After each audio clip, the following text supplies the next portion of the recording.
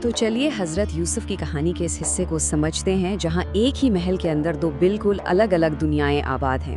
ایک طرف محبت اور طاقت کی کشمکش ہے تو دوسری طرف غداری کی ایک گہری سازش تیار ہو رہی ہے۔ اس قص کا پورا تناؤ آپ دیکھیے دو الگ الگ جنگوں پر ٹکا ہوا ہے۔ ایک جنگ جو دل کے اندر لڑی جا رہی ہے اور دوسری جو پوری سلطنت کے سائے میں چھپ کر لڑی جا رہی ہے۔ آئیے پہلے اس بحران کی بات کرتے ہیں جو کافی عرصے سے اندر ہی اندر پک رہا تھا، لیکن اب ایک طوفان کی طرح سامنے آ گیا ہے۔ جب یوسف کو ورگلانے کی ہر کوشش ناکام ہو گئی تو پوتیفار کی بیوی زلیخا نے اپنا آخری داؤ کھیلا۔ اس نے ایک ایسی التجا کی جس میں چاہت بھی تھی اور ایک ٹھنڈی دھمکی بھی۔ لیکن یہاں سب سے اہم بات حضرت یوسف کا جواب ہے۔ وہ بالکل اٹل رہے۔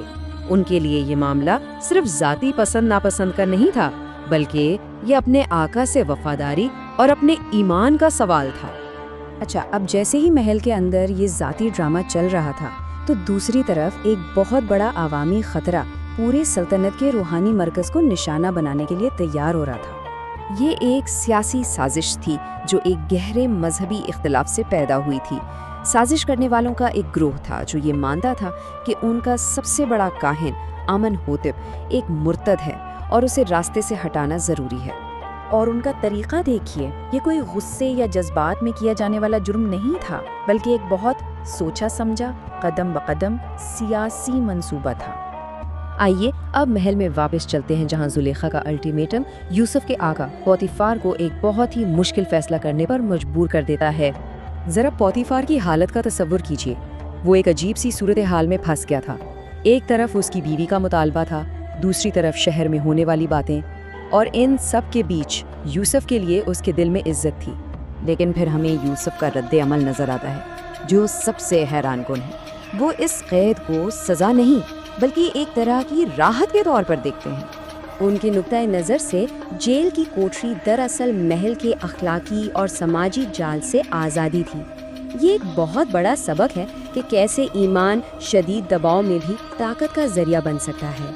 اسی دوران محل سے باہر سیاسی سازش کرنے والوں کو اپنا ممکنہ ساتھی مل گیا تھا اور اب اسے بھرتی کرنے کا عمل شروع ہو چکا تھا۔ لیکن جس شخص کو قتل کرنا تھا اس کا مرتبہ بہت بڑا تھا۔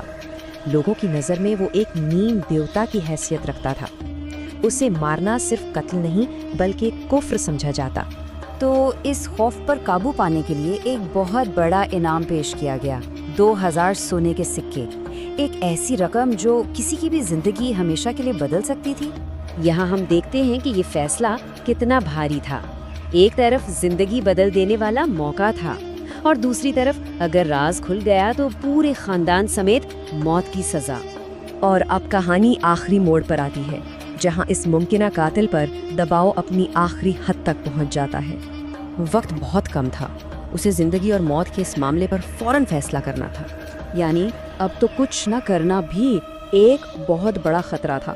سازشی نے اس کے پیچھے ہٹنے کے تمام راستے بند کر دیے تھے اور اسے اس جال میں پوری طرح پھنسا دیا تھا۔ اور کہانی ہمیں اسی سنسنی خیز موڑ پر چھوڑ دیتی ہے، ایک ناممکن صورتحال کے ساتھ۔ سوال یہ ہے کہ جب ہر راستہ خطرے کی طرف ہی جا رہا ہو تو آخر کون سا راستہ بچتا ہے؟